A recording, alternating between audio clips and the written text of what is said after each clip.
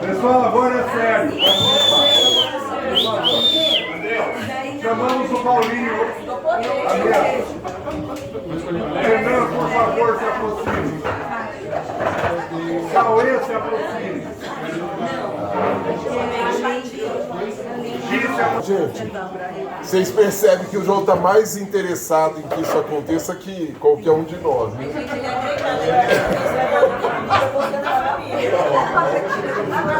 Mas a ideia é contar um pouquinho da história da nossa viagem. Então, Paranhos, Paramirim é o Paranhos velho aqui que foi parar em Paramirim, maio, né, pai? Desse ano. Antes da pandemia, eu falei pro meu pai, vamos viajar para Bahia para conhecer a história da gente? E daí veio a pandemia em seguida e não deu certo, até que em maio desse ano a gente conseguiu ir. Eu, meu pai, o João, a Olga e a Deli. E foi muito gostoso, assim, vocês podem imaginar o tanto que nós rimos, né? Eu e a Deli particularmente, com os três, um fazendo graça pro outro. E de fato, assim, foi muito gostoso conhecer a história. O João, com essa coisa de genealogia, tinha identificado um professor de história de Paramirim que sabia muito mais da família que qualquer um de nós. E daí a gente aprendeu com ele. Ops. O Thiago vai rir de mim, né, Thiago? Bem que você fala, bem que eu falei. Bom, para vocês terem noção, Paramirim fica na Bahia e perto de Paramirim, Daniel e Elias e André, tem Mucugê e Lençóis. O que é isso? Chapada Diamantina. Chapada Diamantina. Não, eu não sabia. Sugestão de nome para filho. Eu não sabia. Paramirim é a porta da Chapada Diamantina. Na verdade, a porta sudoeste da Chapada Diamantina. A gente foi por 2 anos, na Chapada Diamantina de férias e andou, conheceu Mucugê, Lençóis. Essa região toda é muito bonita. E, na verdade, o que nos interessava era conhecer Paramirim e ficamos sabendo de Érico Cardoso. Paramirim tem aqui Paramirim das Crioulas, fica fácil entender a nossa origem, era quilombola, então era uma região quilombola. E daí, Morro do Fogo, Érico Cardoso, antiga Águas Quentes e aqui Paramirim. Então essa região do sudoeste da Chapada Diamantina é de onde vem a nossa história. E de novo, o slide errado. Mas para ter uma ideia do que é a Chapada Diamantina, para quem não foi, essa região de uma beleza natural que não tem preço de conhecer. Então mesmo para quem não for para Paramirim, vale a pena chegar na Chapada. Mas lá esse professor Domingos explicou que o interior da Bahia, obviamente, não era explorado. Até que bandeirantes chegaram pelos rios para um lugar chamado Rio de Contas. Rio de Contas é hoje uma cidade, a mais antiga dessa região, e eles chegaram lá e encontraram a população quilombola. Então, descobriram pessoas que moravam naquela região, que estavam fugidas, obviamente, e acabaram, então, fixando um ponto ali e continuando a explorar a região, porque era época da corrida pelo ouro, obviamente eles fizeram isso por conta do ouro, época do coronelismo e do poder da igreja. Então, a gente vai ver que o padre Paranhos, protagonista aí da história, ele é nomeado por carta de Dom Pedro II para ir para a freguesia onde ele foi parar. Rio de Contas é uma cidade muito bonita, vale a pena ser conhecida também. Essa é a igreja dos escravos. tinha uma outra igreja maior, com acabamento, essa era a igreja dos escravos, uma do lado da outra, para lembrar a nossa história, né? Essa incoerência. E aqui, a lateral dessa igreja, que era muito bonita, com o professor Domingos e a Olga. E essa é a região, o entardecer de Rio de Contas. Essa cidade foi cenário de um dos filmes aí da Globo, é de fato uma cidade muito bonita. E tem um acervo histórico brutal, é um negócio de louco que eles conseguem fazer com documentos muito anteriores ao da nossa geração aí. Então, também saindo de Rio de Contas, esse foi nosso primeiro dia depois do encontro com o professor Bellarmino. Daí ele contou que esses exploradores que chegaram em Rio de Contas seguiram procurando e chegaram numa região chamada Morro do Fogo, que é uma região que tinha muito ouro. E daí então, depois de Rio de Contas, nessa região aparece Morro do Fogo. E essa é a primeira freguesia que acontece no interior da Bahia, no interior daquela região oeste de onde inclusive tinha sido, né, o governo do Império. A primeira freguesia fora de Rio de Contas é ali em Morro do Fogo, e esse vigário Sebastião Dias Laranjeiro também foi nomeado então por carta de Dom Pedro II. Ele estava lá na igreja do Morro do Fogo e ele sai da igreja para ir para Roma estudar, mostrando que o que acontecia naquela época e naquela região tinha uma influência política e religiosa muito grande, até porque igreja e Estado estavam juntos, né? Enquanto isso, esse vigário estava lá na paróquia de Morro do Fogo, com tendas de Sincorá, em 1865, esse padre João Paranhos da Silva, nascido perto de Salvador em 1833. 100 anos antes do tio Amir, nascia o padre João Paranhos da Silva. 100 anos. O padre era filho de José Joaquim Paranhos e Angélica Carolina do Amor Divino. E aqui é uma coisa interessante. Quem eram do Amor Divino, Luz ou... Quem? Conceição. Eram filhos de padres. Então, como não se costumava pôr o sobrenome do pai, se colocava alguma coisa referente à religiosidade. Então, a mãe do padre, que é o meu trisavô, a mãe dele já era do Amor Divino. E esse padre...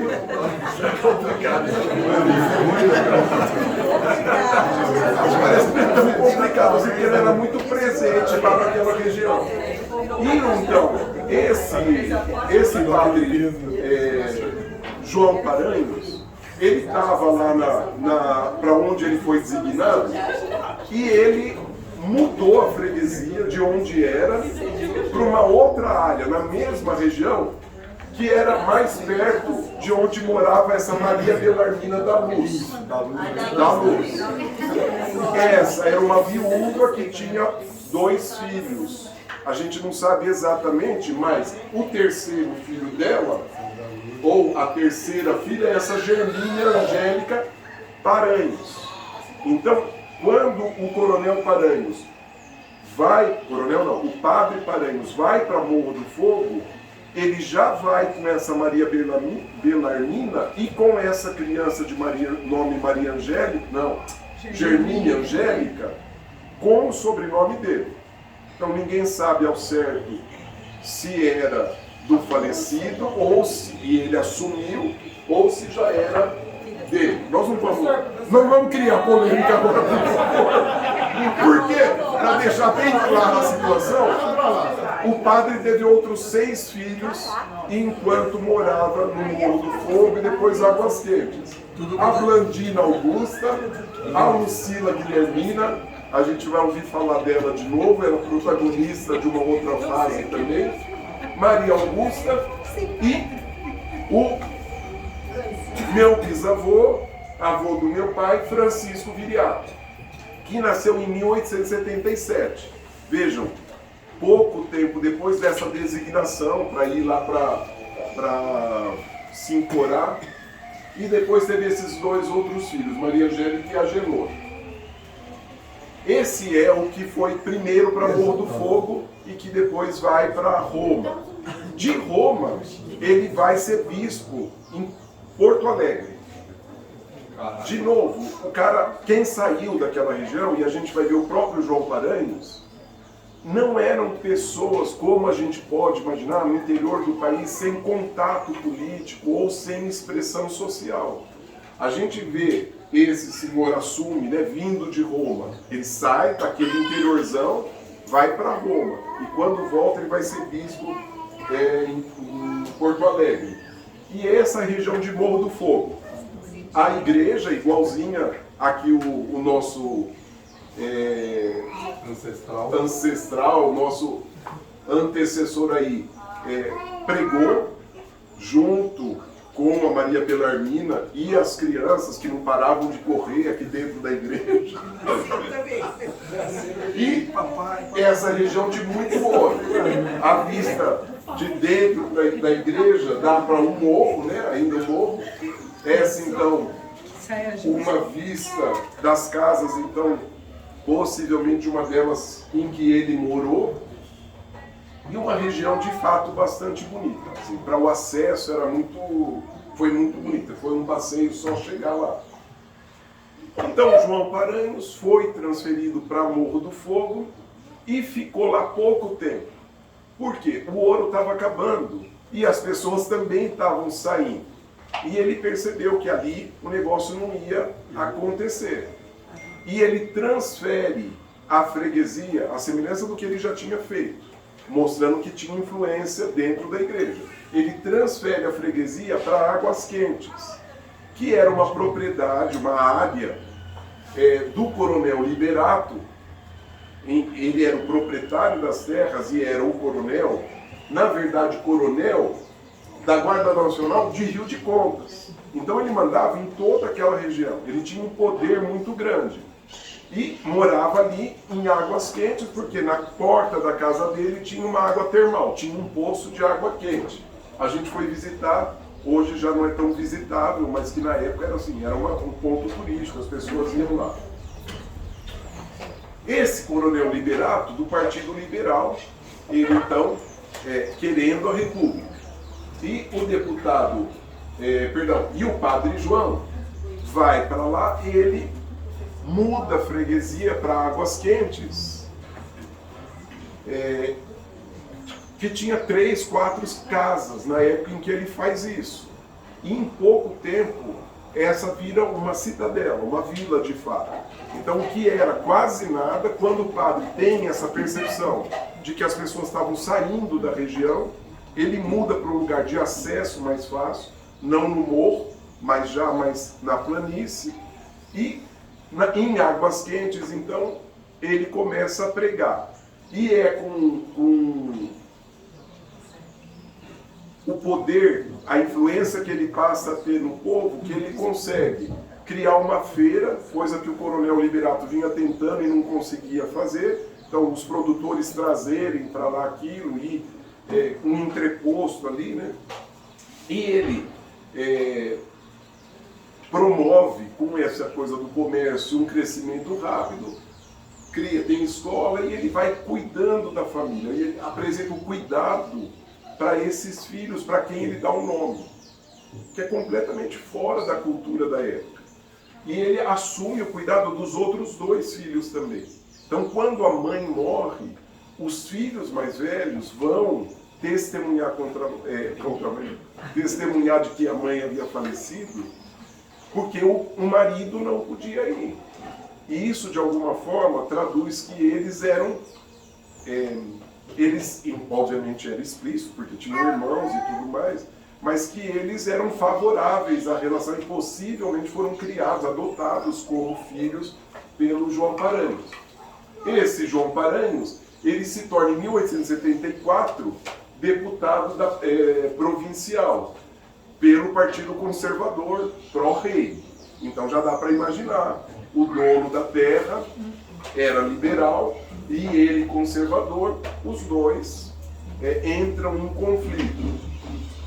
Em 1875 é que acontece essa transferência para Águas Quentes. Então, Águas Quentes é onde de fato passou a maior parte da vida João Paranhos da Silva e onde criou o nosso bisavô, o Francisco Viriato.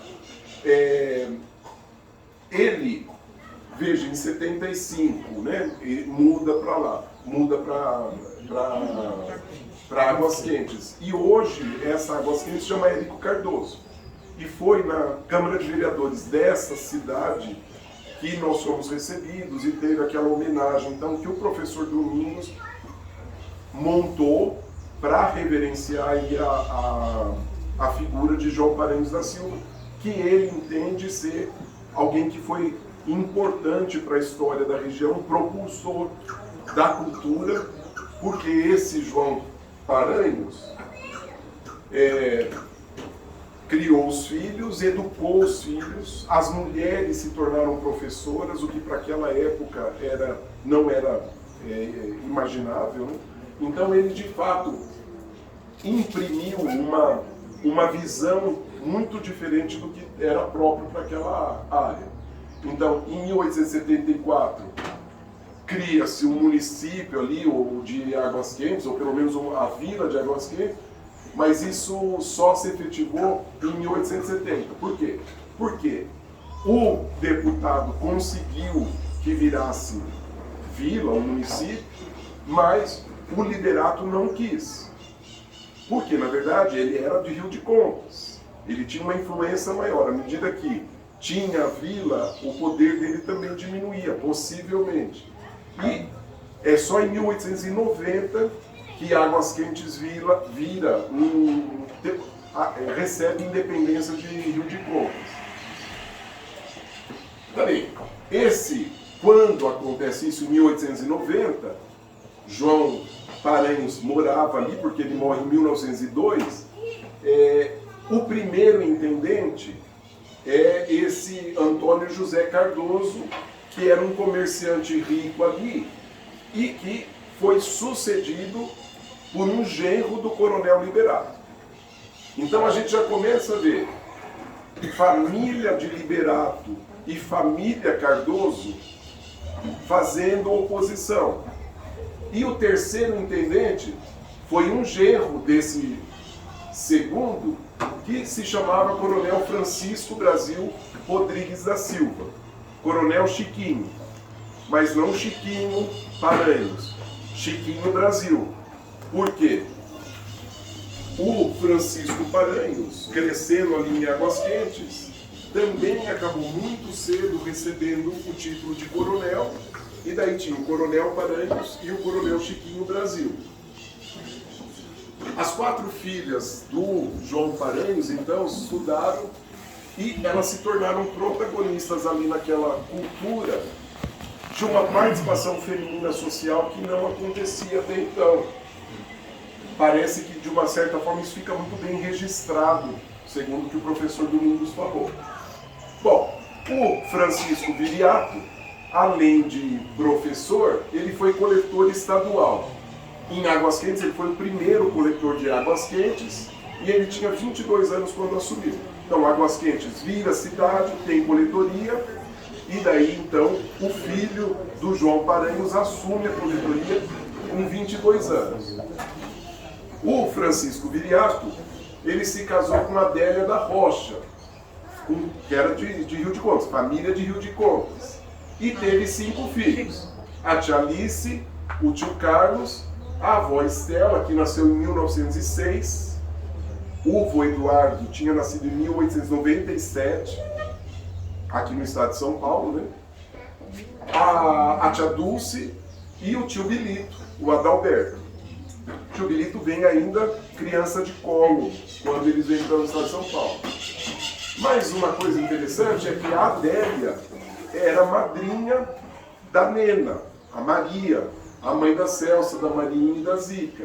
Ela morava com a família, então ela era mesmo como da família, da casa. E essa é a prefeitura municipal, que é a antiga coletoria.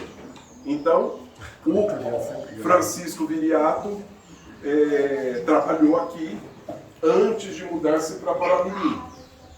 E por que ele muda? Então a gente sai um pouco da história do João Paranhos, que morre em 1902, e começa o capítulo, então... e ele já era cônego. Quando ele morreu, ele já tinha progredido também na hierarquia da igreja. Ele tinha sido deputado a primeira vez que apareceu ali, uma segunda vez ainda no Império, e em 1896 ele é deputado na República.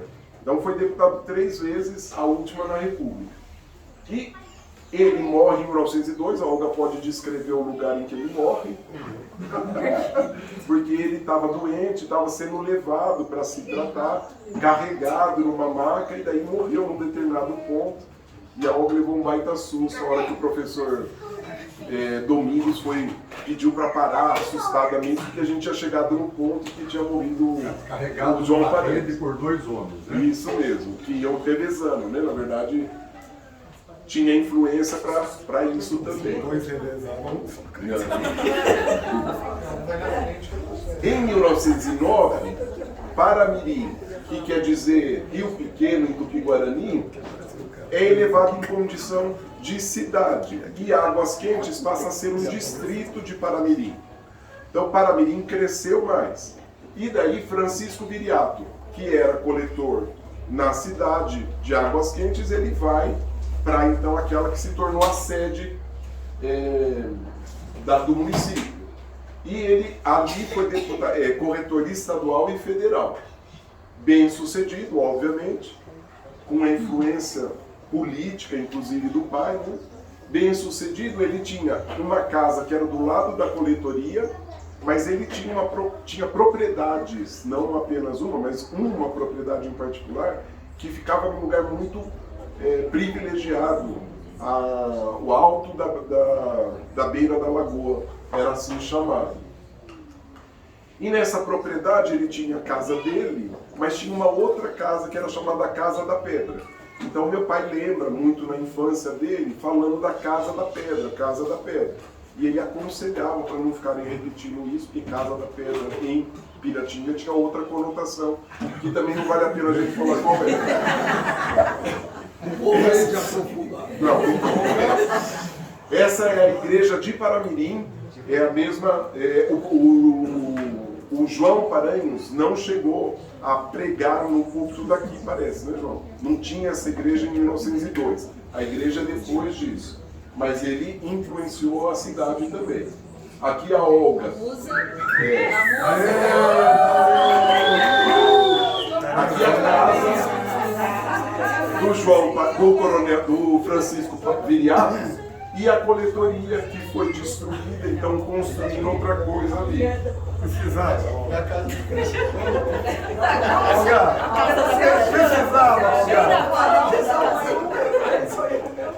Essa é a lagoa, de fato, muito bonita, assim, de um rio que corre do morro, nasce no morro, e que é pequeno, mas que é uma lagoa natural. É bem grande, é bonita. Imagina isso.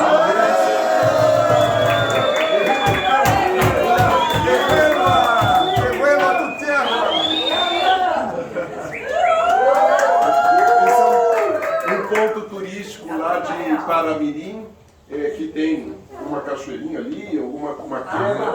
E aqui um ponto turístico importante, que é a fábrica de cachaça, chamada Paramirim. Imagina se meu pai não trouxe. A gente carregando no aeroporto do avião. Então, quem quiser uma boa pinga, pinga Paramirim. E essa a visão de onde era a casa principal, a sede ficava aqui, a casa da pedra ficava mais para cima e dava para ver e que a avó contava que elas iam para andar ao redor da lagoa, para nadar, tudo quando eram crianças. As tias iam lá. E essa é a rua Francisco Paranhos. Então essa rua que dava vista à lagoa, Shortinho vermelho é para sinalizar bem essa casa. Rua Francisco Paranhos. O professor Domingos assim, mostrou isso com muita satisfação, porque ele reconhece que Francisco Viriato e a família foram perseguidos políticos e a cidade devia a eles um reconhecimento que, de alguma forma, por o nome de Francisco Paranhos, minimizava o débito da cidade com a família. E a pedra que dava o nome à Casa da Pedra, então. Essa pedra. Então a casa tinha uma casa que já tinha sido destruída, esse é o terreno onde ficava a pedra. E a casa. E daí o meu pai lembra da descrição que a Nena fazia de uma árvore com um balanço na frente, a árvore estava lá. O balanço já não estava nem a casa, mas a pedra e a árvore estavam lá. E aqui o meu pai conversando com o passado. Né? Meu pai lá tem nome. Conversando com o passado. Ele deve ter levado umas 4 camisas ali agora. E essa é a vista da Casa da Pedra, então, para a Chapada Diamantina. Isso é Chapada que está no frente. Bom, o Coronel Chiquinho Brasil tinha um desafeto que era esse Felipe Cardoso. Lembrem, o primeiro intendente era da família Cardoso. E o Chiquinho Brasil era afiliado aos liberais. Então, era genro e depois genro, o segundo, o genro da filha. E na verdade, esse Chiquinho Brasil e esse Felipe Cardoso, que casou-se com a irmã de Francisco Viriato, com a Lucila, ele, em 1911, ataca já era município em Paramirim. Ele morava lá, o Chiquinho Brasil morava em Águas Quentes. E esse Felipe Cardoso, ele ataca o Coronel Chiquinho Brasil e é derrotado. E, obviamente, o que já não era bom, ficou ainda muito pior. Ele tem daí, em 1912, a revanche, e a gente viu a casa lá onde morava o Felipe com a tia Lucila, e eles foram cercados, e conta a história que o Felipe chamava a esposa Lucila e as filhas por nome de jagunço, para quem estava fazendo o cerco imaginar que tinha mais gente na casa. E com isso ele consegue segurar 21 dias, até que ele acaba se rendendo. A condição para rendição, porque teve influência, obviamente, para apaziguar os ânimos da cidade, a condição era ver um desarmamento e a dispersão dos jagunços, porque aquilo tinha virado uma terra perigosa para todo mundo. Em 1918, os pais de Felipe morrem e ele volta para Paramirim. Ele tinha ido morar, inclusive morou em Caeteté. Ele volta para Paramirim. E na Fazenda Santana, ele pretendia atacar de novo, diz a história. E o que acontece? Ele é descoberto e ele é de novo atacado por Chiquinho Brasil. Ele perde, ele é então expulso da região e ele vai morar em Belo Horizonte. Então a família Cardoso de Belo Horizonte, que não é uma família pequena, é parente. Então a Lucila era a matriarca dessa família. Um dos jagunços do Felipe foi preso e ele disse, não se sabe se é verdade ou não, que o Felipe recebia arma e munição do cunhado Francisco Viriato.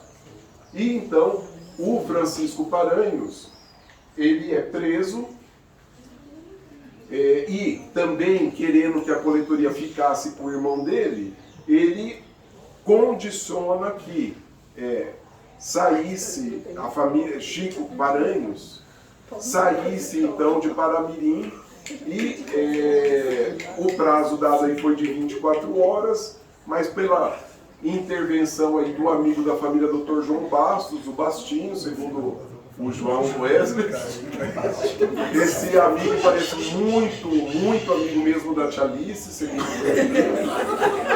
ele, então consegue aumentar o prazo para 48 horas.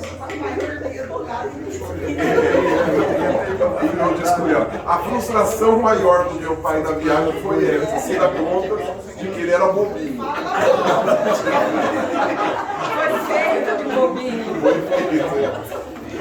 Foi feito naquela época, é verdade. Bom, na noite em que antecedeu a saída da família, a frente da casa do Coronel Paranhos foi toda suja de bosta. E assim, isso foi uma humilhação muito grande. Mas a Adélia Paranhos, da Rocha Paranhos, né? Ela, antes de ir embora, ela vai à casa do Coronel Brasil, Chiquinho Brasil, para se despedir da mãe dele, que era a madrinha dela, para pedir a bênção. E daí a madrinha diz também a história que, envergonhada, se ajoelha na frente da filhada pedindo perdão pelo que o filho estava fazendo. E a resposta da bisavó é: não falemos mais nisso, nem pensemos. Só quero a bênção da madrinha.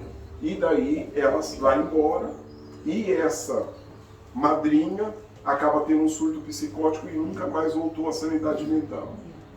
E morre depois, né? Já era uma senhora idosa. Essa não era da família. A madrinha não é da família. Bom, numa madrugada então, a família sai pelas portas do fundo da propriedade, não a foto que vocês viram a Olga na frente da casa, mas a rua do fundo, e essa rua passa a ser conhecida como a Rua do Desterro. Hoje ela tem um outro nome, mas as pessoas continuam se referindo à Rua do Desterro. E eles saem de carros de boi e mula, eles vão para Pirapora, no norte de Minas Gerais, para pegar um vapor para levar até uma outra cidade onde tinha trem, e eles vêm de trem para o estado de São Paulo. Nesse caminho, no trecho entre São Paulo e Bauru, em direção a Corredeiras, que era o destino, eles não foram para Piratininga, eles foram para Corredeiras, onde nasceu a tia Deli, tia Nice, e eu acho que a tia Ziza também. Nesse caminho, eles conhecem o professor Eduardo Velho Filho, que estava vindo assumir cadeira na região de Piratininga. Ele então com 23 anos, a avó Estela com 14, eles se casam e em 1923, em Corredeiras, nasce a tia Adelisa, na verdade, né? Tia Adélia e Elisa. Eu fiz questão de pôr, porque vocês podem pensar em nomes. Né? Foi Adélia de uma avó e Elisa da outra, a Elisa. Então, por exemplo, o menino do Daniel pode ser Paulo, né? Porque eu sou Paulo e meu concunhado é Paulo, meu sogro é Paulo. Tá bom. Esse aqui foi quem ficou com a nossa herança, Francisco de Matos. Francisco de Matos foi quem comprou as propriedades, as propriedades de Francisco Paranhos nessa saída, né? Ele estava chegando na cidade e ele tem. Então, uma daquelas ruas perpendiculares à rua Francisco Paranhos tem o nome de quem ficou com a nossa herança. Mas o resto da história a gente sabe a gente mesmo. Muito obrigado. Obrigado.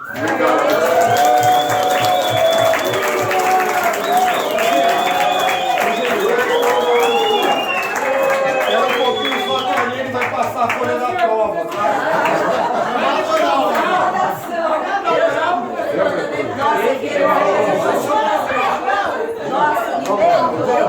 Vamos bater uma foto.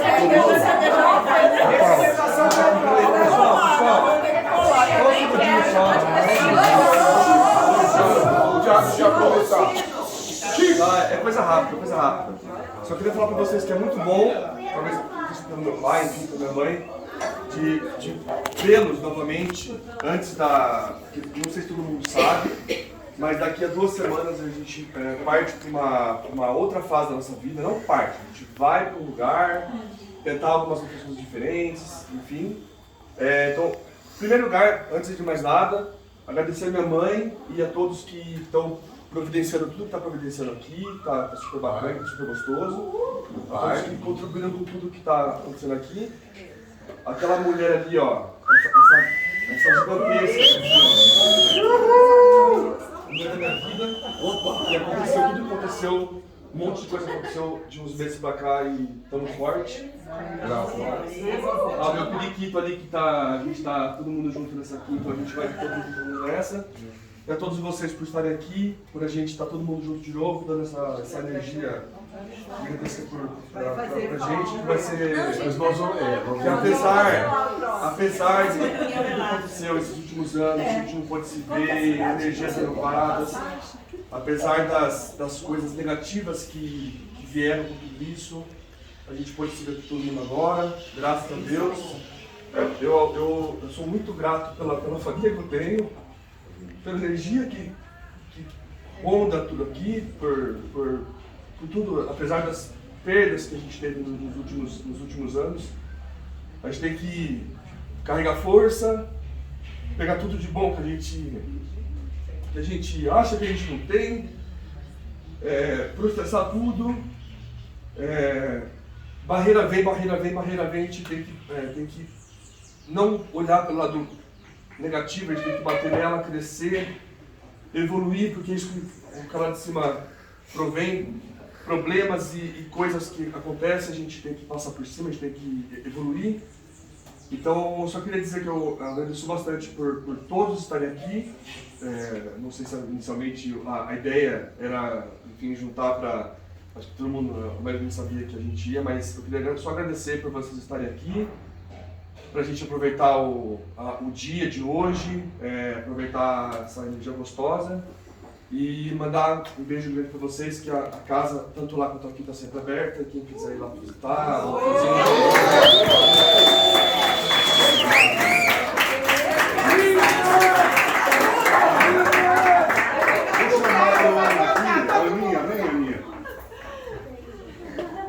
Eu vou deixar ele quietinho lá, mas nós vamos fazer uma oração.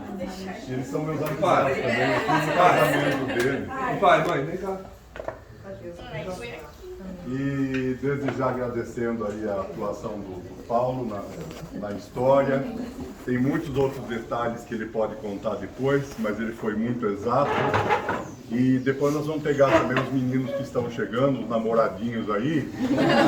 Nós vamos fazer uma sabatina para ver guardar o que o Paulo falou, tá bom? Então eu quero agradecer também a Deus pela oportunidade de ter ido lá com o tio Chicão, com o Paulo, com a Deli, com a Olga, né, Olga? Foi uma viagem maravilhosa e nós queremos agradecer, né, deles permitirem a gente ir juntos. Então quero agradecer, viu, que Deus abençoe muito vocês também. Pai de amor, nós queremos, nesse momento tão bonito da família reunida, nós queremos te agradecer, porque nada acontece por acaso.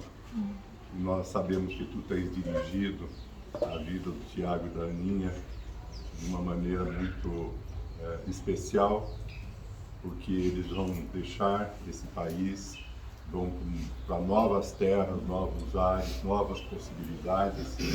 Isso mostra a coragem, a força que já é próprio da família desde os tempos mais antigos. E nós queremos a Deus que eles sejam bem-sucedidos em tudo que eles fizerem. Onde eles colocarem as plantas dos pés, eles estejam sendo dirigidos por Ti, eles estejam sendo abençoados, que Tu providencie pessoas que cuidem bem deles lá no Canadá. Nós queremos que eles sejam abençoados juntamente com esse menininho tão fofo que está aí diante dos nossos olhos, com saúde, com força para crescer e se desenvolver. Que Tu continues a abençoar ricamente a vida dessa família, desse casal e dessa criança. Te agradecemos também pela vida da Valéria e pelo Dado, por acompanharem o desenvolvimento do Tiago, dando tudo que era necessário para que ele pudesse crescer, para que ele pudesse ter essa mentalidade tão livre e tão cheia de coragem para fazer esses enfrentamentos. Que tu os abençoe juntamente com todos os demais filhos, genros, que a tua mão esteja sobre eles, ó Deus. Amém. Nós te agradecemos por essa tarde, queremos, quando o Tiago, a Ana e o Nenê estiverem lá no Canadá, nós queremos ter as boas notícias, te agradecendo de todo o coração, porque tu és o Deus que vai à frente deles também. Guarde todas as pessoas que estão aqui conosco hoje. Nós te agradecemos mais uma vez por estarmos unidos em alegria e em paz no coração. Em nome de Cristo Jesus é que nós oramos. Amém. Amém. Amém.